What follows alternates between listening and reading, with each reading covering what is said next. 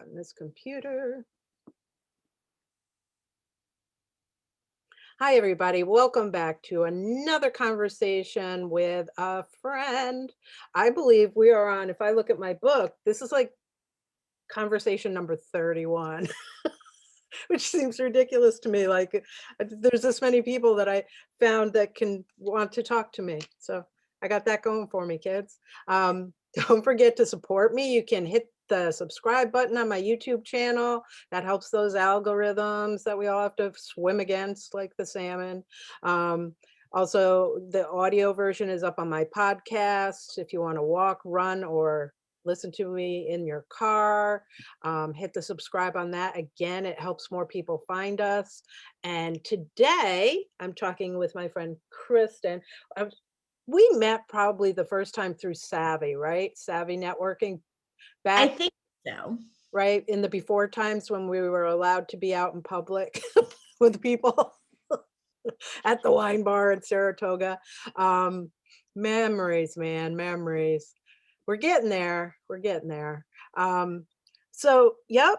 So this is my friend Kristen, who is, well, I'll let you introduce yourself. Tell us what you do, and then we'll start talking about what we're actually here to talk about today.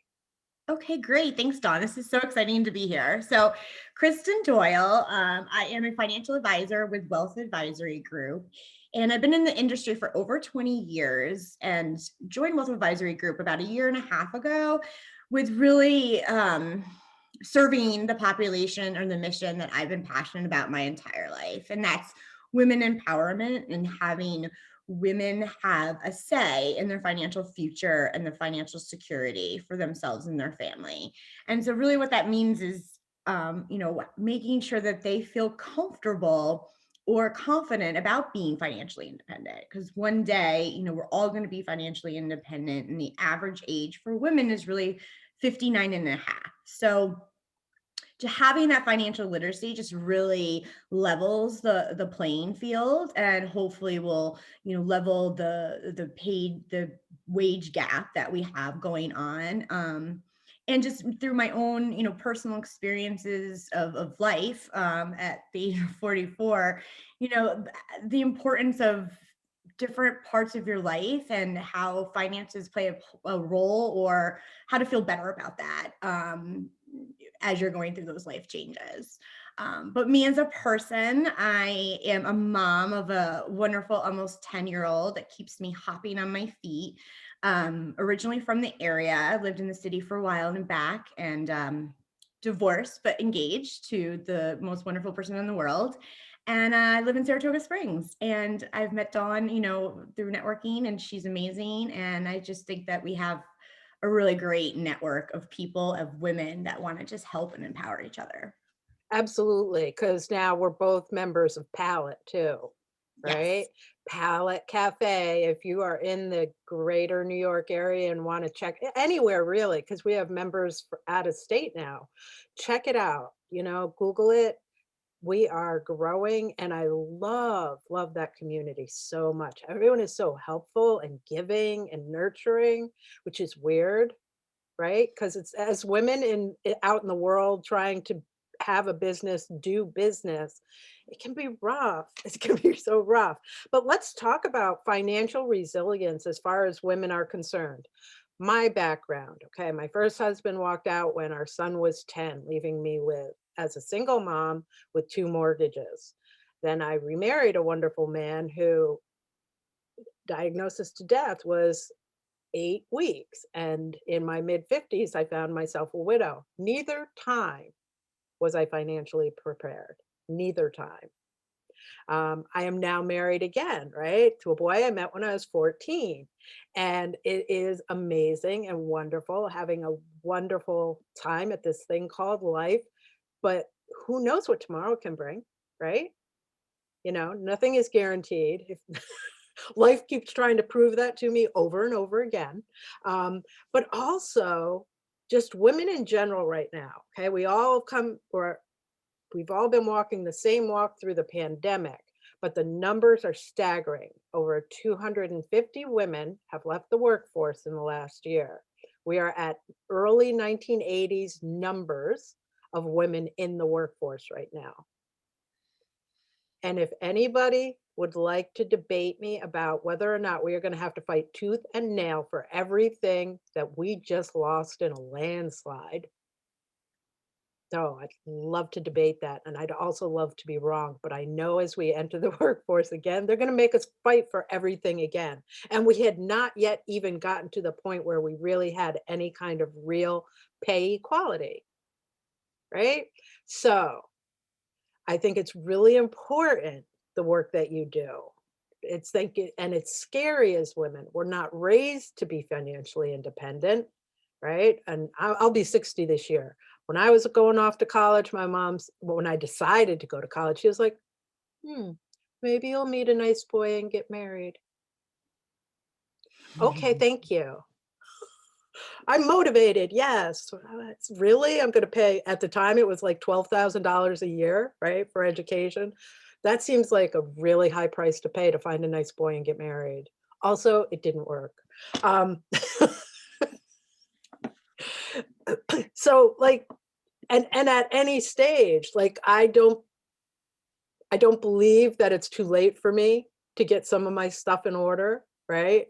Um, but the younger you are, the more time you have to really put yourself in a place where you don't have to worry about your individual future, whether you are coupled or not, married or not, right? It's important because that person may not be there forever for whatever reason. So speak to that. Yeah, correct. And it's, I think you said a lot of great things there, a lot of great nuggets. I think, as women, typically in our history, just the way, and kind of like what you said, your mom said, like we don't have as many female role models that we've learned financial literacy from or how to be financially prepared. In older generations, a lot of those women didn't work and they may not have had a say in it. I personally learned through my mom, who through my grandmother was widowed twice at a very young age. And when my mom wanted to drop out of college to marry my dad, my grandmother was like, I don't care if you walk down that wedding aisle in your graduation cap and gown, you're graduating college first. So you have that stability to be financially independent if something were to happen. And I think it's just having those conversations. And again, not having that strong, we learn financial literacy from home. And so often not having women were often in part of those conversations. And I think that's where we may feel insecure or not have that knowledge to go back on. And I also think just the industry hasn't done a great job when we're sitting there in the room and there's a couple or not a couple, or even just a single person. Most of the industry would talk down to women and make women feel bad about their knowledge Lack thereof. or lack thereof, when really I think they're just as knowledgeable, or we can get there, right? Right. We're capable of learning. We're coachable people. Um, so I was reading a novel a couple of months ago, and it slammed me right upside my head, where it brought up the fact that in even in the 1970s, women still had to have a man on their checking account. A married woman could not open her own checking account without her husband's approval. That's not that long ago. Right? That's less than 50 years ago. That's completely insane. So, yes, like the progress that we've made, but there's still in our recent history those My sister bought a house down in Florida like 4 years ago, 3 or 4 years ago, but on her own, and there was quite a bit of discussion about the fact and the wording in the actual mortgage contract and the loan papers. It was like this big neon sign, unmarried woman. And she was like, so like, she said, regardless of why it's in there or what the whole deal is around it, I felt really defensive about that every time. And like going through the process, the loan process of, this is just you. Like, Well, yeah, it's it is just me, but can we look at my financials? Because 'Cause isn't that the important part, right? Um, so it's n it's as evolved as we'd like to think our society is and that we've come all this way as women.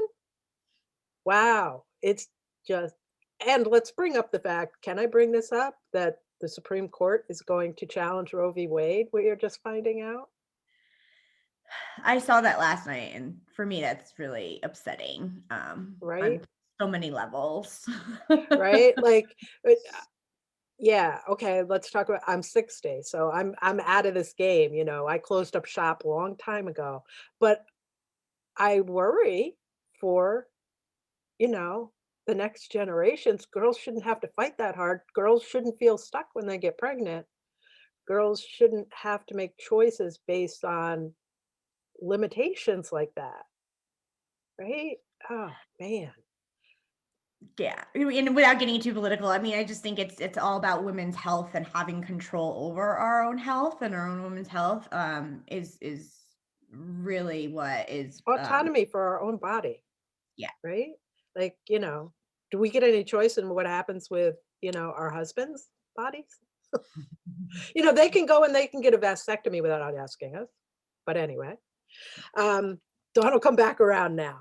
So we got on the subject of fertility in a very roundabout way. Yeah. So, right. So you have a story around that and your journey to having a son who's almost 10 years old. Yeah, so my son, again, Archie, he's almost 10, and, so now is probably like 13 years ago, I started, in my early 30s, wanting to have a family, and I think that's another thing that is taboo in our society is talking about fertility or talking about, like, trying to have children, and it was just such a long journey, and that's, I think, why I'm just passionate about women's health, because they're tied together, um of going through that journey of the as a working woman, um, and how to navigate the workforce as, really going through that medical care, and it's something that, like, people don't discuss, people are afraid to even bring up the fact that they're pregnant in their job environment, let Right, alone that right, try to say that they are trying to have a kid and they're going through all it. So it's been a, I think, even to this day, it's been a big discussion now in the workforce of, um, how to get there, right? And so right. Because and what that means. Yeah. right, because a woman announces they're pregnant and the celebrations begin. You know what I mean? Like I remember being pregnant and being in the grocery store and people coming up and wanting to, touch your belly, like perfect strangers.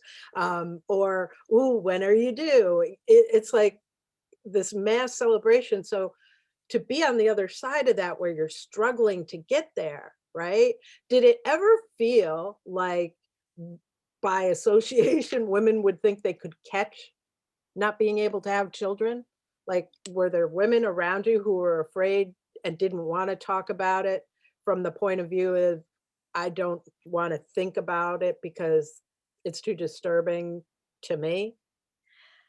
A little bit. I think, even more after the fact that were more women that, as I opened up to friends and people I know, that there was more women in my situation than I realized. I think it was more of, yeah, you don't want it to happen to you, or, that you have some kind of control over it. I think, which was hard for me as somebody who tries to have control over every situation, is that there's something I could have done differently or something that I could do better, or, I'm a failure because this is an area that I'm struggling. And it really takes a mental and emotional toll as well as a physical toll, which has significant impact in just all areas of your life. And so I think that that's really where people, don't want to talk about it. They don't want to talk about miscarriages. They don't want to talk about fertility because they're more of ashamed, or that they feel like there's something wrong with them. And I know that I struggle with that in all those areas of above.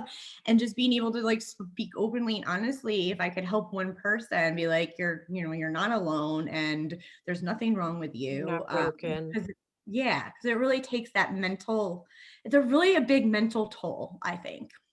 Right, because historically, right, that's one of the main reasons women are on this earth is to have children and perpetuate the species in really messy, not glamorous terms. So, thinking back on the journey, where where could the support have been that it wasn't? I feel like in a few ways. One, it is very clinical, the process. And there's a lot of physical aspects going on in your body. And I think that there needs to be more like mental or emotional support and counseling. And there may be now. I mean, this was like 10, 13 years ago. But I think that that is something that is important when you're going through this like huge journey of this toll on your body, and also like with your relationships. Like I know that that was, a big thing in my marriage. And it's also, how it's difficult for men to understand what you're going through, because they in most cases are not pumped with all those hormones. But I think it's just even just that support system with your friends being open and talking about it. Again, that's what's helped me. And I think there needs to be, in the work environment, like you're talking, like how we're trying to get back to equal pay. Like this hasn't taught us something this last year. It's like how we need to change like organizational structure for women, to give them that support and let that be, something that is not taboo in the workforce, I guess. That, like, don't let's not change let's change it into something like supporting your employees, right? The same way you support the male employees is, yes, we're different and we need different kind of support. We're not we're not asking to not show up, right? We're just asking for a little help as we go through what we go through. Um, so, and now I'm curious if I'd like to look into the facts of whether or not there is more mental health support through the process by the places, the doctors who are doing this. It should be a part of it. There should be people that are on board with them to help people through this process, to even be able to sit down and have real discussions about what's going to happen to your emotions. Like, no, you're not just going to be emotional and moody. It could be as messy as X, Y, and Z. Like, right? Like, to so that it's one thing to say you're going to be moody and emotional, but when you feel like either one, you want to throw everything in the room at the wall, or literally in your head, you're picturing tearing somebody's head off and throwing that against the wall, right? Like, you don't know if your level of emotional is within reason, right? So how does that come into play? Right. Yeah. I think, and I should look into that too, to see if there is more of that support going on there. I think it all just becomes the like open talk about it, and people sharing their own stories and sharing the stories of loss. I mean, if during this process and stuff, it could be a lot of loss. And just because the baby isn't and maybe born, there's a lot of loss. And I think just having more support and more talk around it, I think it's helpful. And that in supporting women, yeah, I think that that's just really the big thing there, and that you're not alone, and that like I think that because it's lonely when you can't talk about it. Right. Right. Whether it be at home or at work. I mean, if you're working, 3/4 of your time is at work versus at home, right? And the person at home with you already knows what's happening. Um, right? So, answer me this. If there was, through your HR department, say, at the time you were going through this, if there was somebody in an office, had office hours for you to drop in and talk about something you're struggling with, would you have? That's a good question. Because I think there's so much involved in it. I would like there to be, and I would like to say yes. I think it's, that ability to have that confidential person to speak to. I think people and women have historically been a little bit apprehensive sometimes, honestly, when there's been like been, that counseling like within the company because they're afraid of like how that's going to impact the future growth of their career. Right. Um, and I think that that's where we need to I think that that's the support that like women need to have in corporate society. I think, corporate America, and I'm not saying anything against men at all. Like corporate America was like built by men, right? So By it's and for men. yeah. So it's in the way that they and I did my thesis and my MBA on this. It's the way that they, like you said, for men. So it's like how they succeed, what motivates them, what their needs are. And so I think that's part of the reason why it's harder for women to maybe gain that corporate ladder or reach that corporate ladder is because it's not, we're trying to fit into a different mold than what works for us. So I think where we can make those changes, that it's not necessarily what you said. It's like our needs, but it's just like needs for more, like Right. talking about inclusivity, be like, so like there's other, to be inclusive of the needs of other genders in the workplace a little bit more, I think would help it and even foster this environment that fertility is okay. It's not taboo. It's okay that you want to have a family and be a woman in corporate America as well. But I think it's all that support structure around it. Right, because there's support for like people to go into rehab, right? Male Right. or female. So why not also support for something around this, right? Right. Yeah. And having there's like tons of doctor's appointments. There's, Correct. Right. maybe, and when people suffer um miscarriages, it's, is that like how quickly do you need to be back at work? Like I remember I was back 3 days later and mentally like I wasn't there. And then you're not your best self. And it's almost like trying to do too much when you're not yourself makes you almost fail more. Right. And because they don't know what's going on and you're afraid to tell them. And then that's a vicious cycle of women not maybe, seeing themselves as succeeding as much as their male counterparts. But Right. that's just my experience. Right. But that's why we're here, right? Because you have this conversation and maybe one person listens to it and goes, "Oh, okay. I'm not alone. That's I see me in you." Right? And that's powerful when suddenly we know we're not alone and that, it's more common than we have thought or believed up till this point. And then on the other side of it, tell me about what happened after the birth. So, oh my god, there's so much. I forget what we was talking about before. Like, I had like a terrible birth experience. Just for, those out there, not to scare anybody that's pregnant, but it makes you almost like question, like, should I have done this? Should I And really have how long did it take you to get this successful pregnancy? oh, that took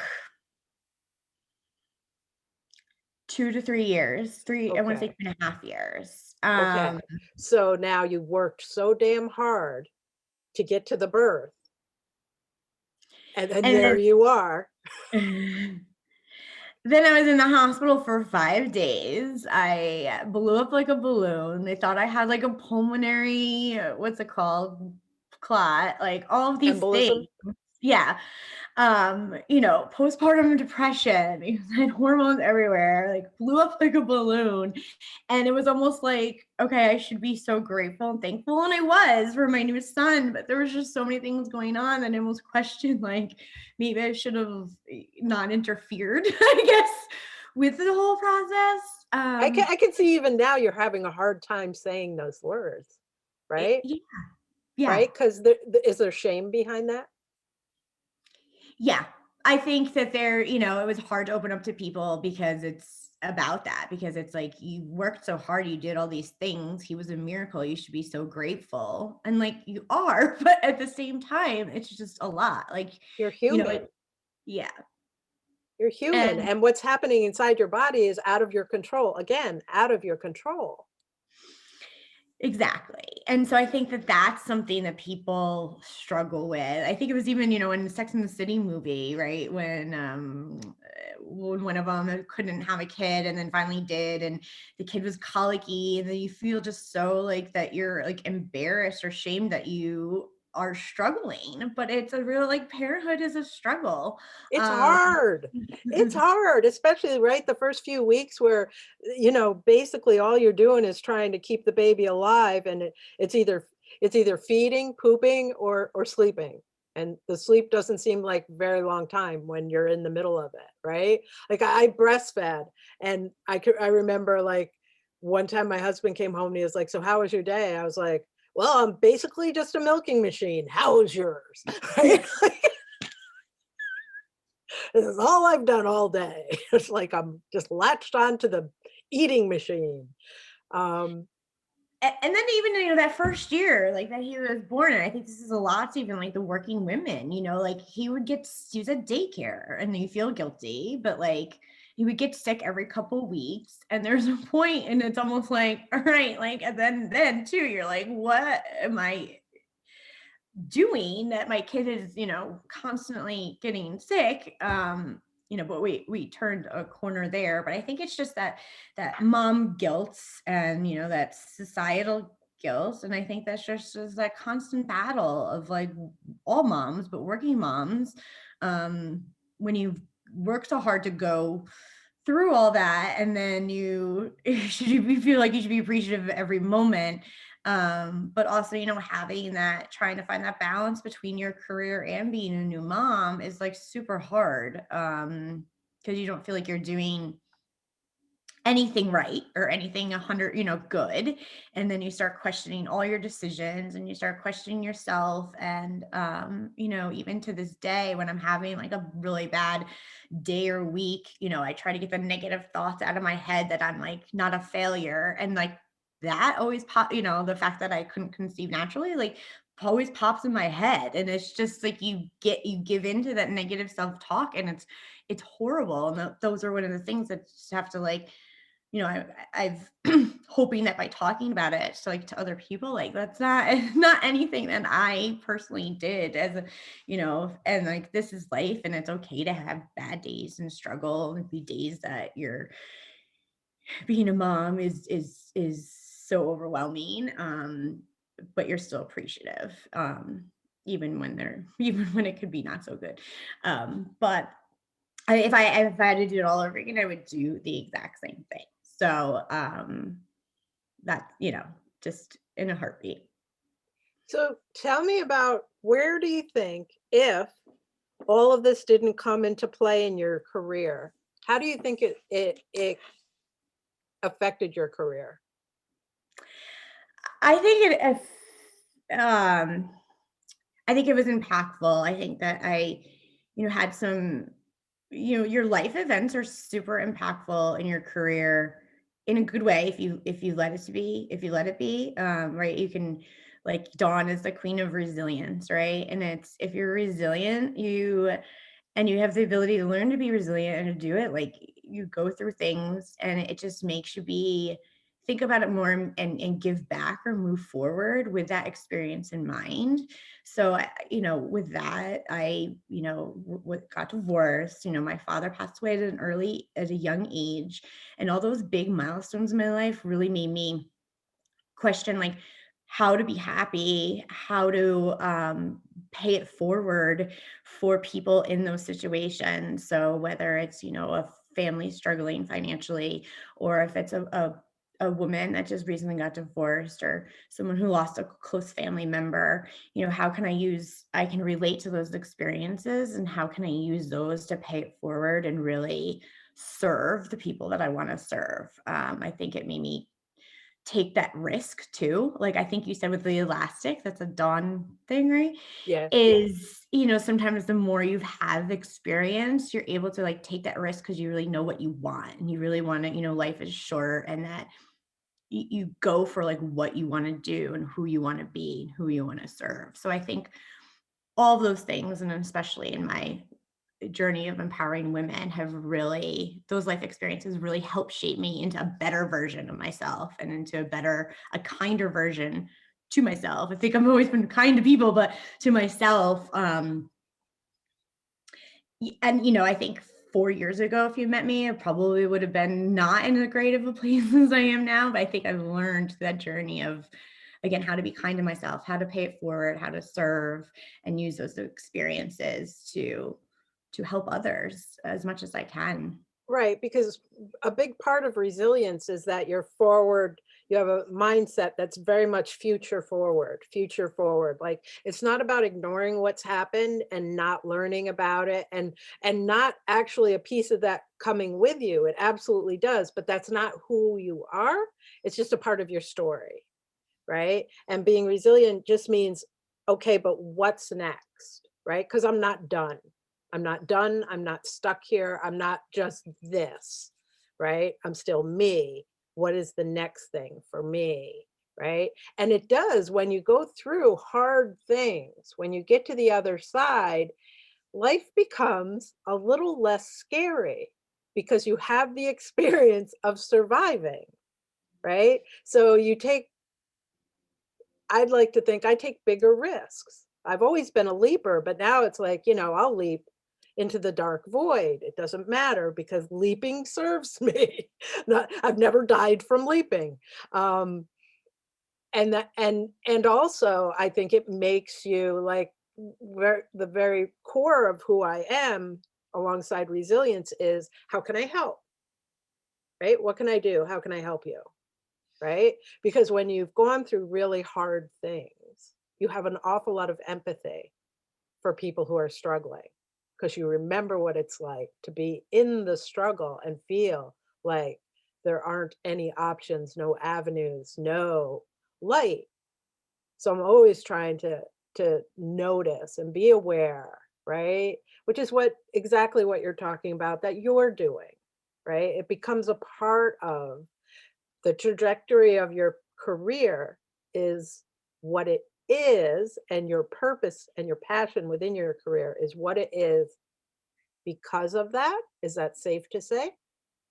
Yeah, I think 100%, 100%. Yeah, and I think like what you say, it's like how I think the more empathetic and more passionate you are of helping others, no matter what career, especially mine, I think it drives me and motivates me to serve more, to do better, and it makes it more giving yourself purpose and happiness. I think too, like when you go through those things, it's you have more of a focus on making your own happiness like here and now, and a lot of that is just through helping others, I think. Does that Right, right. Yeah. Like joy is a big deal to me, right? Yeah. Like I always am trying to look for the joy, always trying to get more joy into my life because, like you said, life is short and you just never know what's coming around the corner. So I better be having fun now. Right? Like, don't never give up a chance to have fun, really, is the point of that story. And I think when you have that as your purpose, how you approach women and educate women on being financially independent is much more empowering and nurturing than just because everybody knows that we should be, but who are we going to, just being told that right? It's almost a scolding. And I've gone through this personally. Like, no, you need to be able to take care of yourself. Okay, what does that mean? Help me, show me, right? Give me a clue because I'm not born with this knowledge. And if all you're going to do is kind of like scold me about it, I'm not getting anywhere. And I still don't know what to do. Thank you. Right. Because it's not just about putting enough money in the bank. Right. It's about your life goals and like what you want to achieve and accomplish now and in the future. And I think it is like a nurturing, or it's, an open ear that, we all come with our own knowledge, or, areas that we're strong, and ones that we're weak, and like that's okay. Like I learned a long time ago not to, well, you don't judge, but it's that, yeah, it's that atmosphere, that environment where it's like okay to speak, okay to ask questions. How I'm there to like help. Like it's really like, instead of telling you people what to do, it's like, what do you want to achieve? And I'm here to help you get Right, there. and have you thought of this? Because a lot of times the scary things that we should be planning for, we don't wanna think of. Even at 60, I don't wanna think about it. I Right. still walk around going, "I'm not gonna spend I need to get my back straightened out." I just said this recently because I've been having issues. I was like, "I refuse to spend the next 50 years, hobbling around." And then, like, a few minutes later, I was like, "Do the math, Dawn." Right? 50 and 60, but that is my mindset, right? Like, even at 60, I'm still not looking at the finish line with a huge sense of reality. Yeah. And like what you said about like living life and having fun though too. So it's like you want that, $1.50, or you want that $5 coffee, like, a few days a week. Like, all right, go for it. You gotta prioritize, what's important to you. Like, no scolding them over here. But yeah, like Right. it's hard to be like we all have to start adulting. Like even at 44, it's hard to like start adulting. Sure is. It sure is. And, it really is prioritizing because a lot of times it feels like, whether it be financially or even like a diet, right? I want to get healthier, but it feels like you're denying yourself things. Why can't I have ice cream? I love ice cream.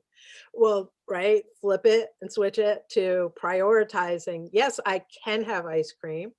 I can. And I will. Nobody's going to stop me. But is that the real choice I want to make for what's best for me?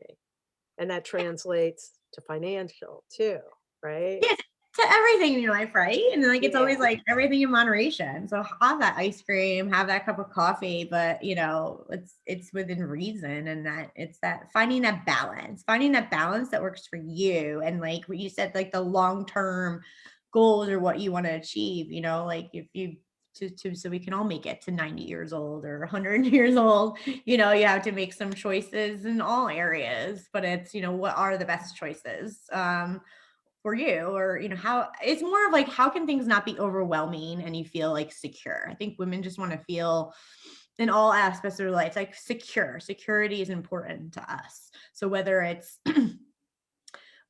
with your lifestyle, your health, or your finances, or The your home, relationships. your relationships, it's about security. I think that's kind of what drives us more than maybe men, as a generalization whole kind of Right. thing. Yeah. So Just yeah, yeah. generations of how we got here, right? Yeah, Generational genetics. Is that a thing? If not, Dawn just made it up, trademark it. I Um, like that. Yeah. I do too. 2 Gs, generational genetics. Let's talk about it. So let's talk about what is and yes, it's scary to think about all those future things, and the process is going to be uncomfortable, right? Let's not kid, right? To think about all that, to lay all your finances in front of you and find out that, oh, I'm spending way too much money over here. It's going to feel horrible. But once you get everything and you can see, right? Because someone like you can show us, if you do these things, this is what it'll look like in 5 years, in 10 years, in 15 years, in 20 years, right? So it won't continue to be uncomfortable, right? Right. Yeah, no, and it doesn't have to be uncomfortable. I think the first step is always the most uncomfortable for people.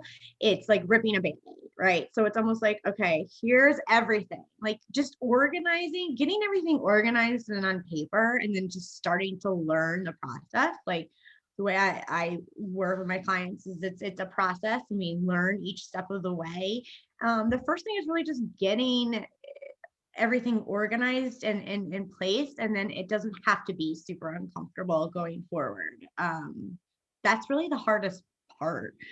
Yes, there's work and you have to be disciplined, but like everything else, right? Like we said, with like our weight and our exercise, and there's some forms of it, but it doesn't have to be, uncomfortable long term. I think once something's in place, you actually, instead of having that overwhelmed, uncomfortable feeling every day for the next 50 years, maybe it's just at the beginning, it's a little bit of that angst. And then you just feel so much better, like Right. long term. Right, because you've put the things in place that need to be put in place, and you can be gratified at the adulting part, right? Like, "Hey, I took care of myself," and as a woman, that is a really big deal, right? Like, to Yes. have another layer of security for Yeah. ourselves. What would be the number one thing you'd want a woman to know about their, financial health? Well, besides knowing all their info, like where everything is, whether they're, married or not, like even married couples, like everybody needs to know where like passwords, where things are in place. I think the one thing that I would tell women to do is to save money, to systematically pay yourself first, save money from day one. The earlier you can start, the better. Even if it's $100 a month, just the and even if it's just in a bank account, in a savings account, or even I don't want to say under your mattress, but starting saving early really can help lead to long-term financial wellness and balance. I think And that that's the number one thing I would tell people. And if you've started doing that as a young woman on your own, doing that, and then you start coupling and you get married, what is the advice about what you do with your personal wealth? So, so this is can be like a tricky question, and it's all up to the individual. I personally think that you need to have that conversation with that new spouse or that new partner, of Before how you get married, probably. before you get married, and understand each other's like philosophies when it comes to money, and saving, and what everybody has, because I may be a great saver, my fiance might be a super spender, and even though he's not, he's actually the one that does the budget in the house, which is really weird, but I think it's just to have that conversation. Like I personally think, there's a place to have combined assets when it's dealing with like combined property. But I think this day and age, it's important to almost keep your try to stay as independent as you can, if you can, but more of like what you're comfortable with, and having those conversations ahead of time, with your spouse or future spouse. Okay.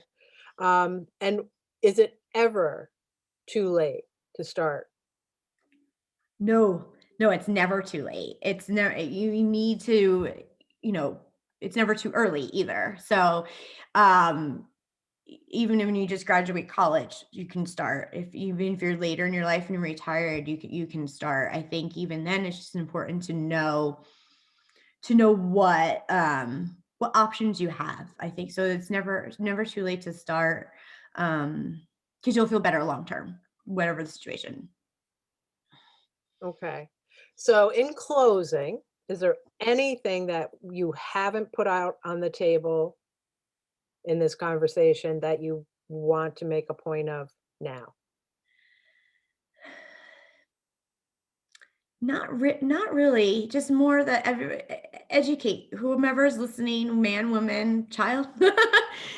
Just educate yourself on your own financial literacy, and organize your financial picture. But on the personal side, you know I'm always here if anybody wants to talk about issues with starting a family, or anything like that they're going through. I think it's just the one thing I want to put out there is just for everyone to talk more and have those conversations. Right? Because it's just the common theme. If you've been listening to Dawn for longer than a minute, Let's normalize mental health and wellness the same way we normalize physical health and wellness. And some of our physical health and wellness challenges also come hand in hand with mental health and wellness challenges, which is exactly what you described, right? Going through your fertility problems and that whole process. And even on the other side of having the baby, you know, I hear more and more women are willing to talk about that they've had postpartum depression. And I don't think that we're more likely and it's more prevalent. I just think that women are talking about it, so it seems like it. I think it's always been there, and I think some of us have just treated it like, well, I survived that one, right? Got to the other side, okay, one, but we struggled all the way through it, right? And mostly alone. Right. It was taboo. You didn't even really want to talk to your spouse about it. And there was it used to be called like the baby blues, right? And so Right. or dismissed as like not anything significant. And like even you said, like mental illnesses or mental struggles lead to more like secondary physical illnesses and struggles than I think people are aware of. So that like thank you for pointing that out. Yeah. Well, this was a wonderful conversation. I love the fact that both subject matters, your work and your experiences, really were an integrated conversation, right? Like they are not they're not two separate parts of your life. They're actually, and going forward still is a big part of how you make your choices in your career.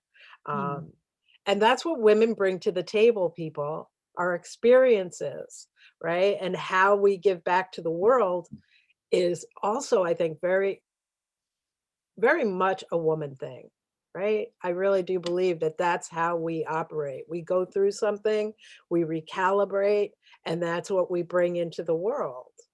And what we want to try to integrate and help with always is from our experiences. So, and I'm not saying that for any other reason than please don't forget how powerful you are as a woman, that we are as women. We carry a great deal of power. I And agree. right when we step into that, God, the whole world needs to freaking watch out. I'm telling you. Love Seriously. it. Love it. Yeah. Well, Yep. thank you, Dawn. This was awesome. It's always so great to talk with you. So I really appreciate this. Hopefully, we'll all be getting together a little more in person as we go in, at least even if it's small groups, we can be outside if that's our safety zone. I'm looking forward to seeing people face to face and not just through a screen. Really, the introvert says, I can't wait to see people's faces. That's fabulous. Fantastic. Yeah. So hopefully let's get together soon. And yeah, definitely. Yep. At the Now, palette or wherever. yes.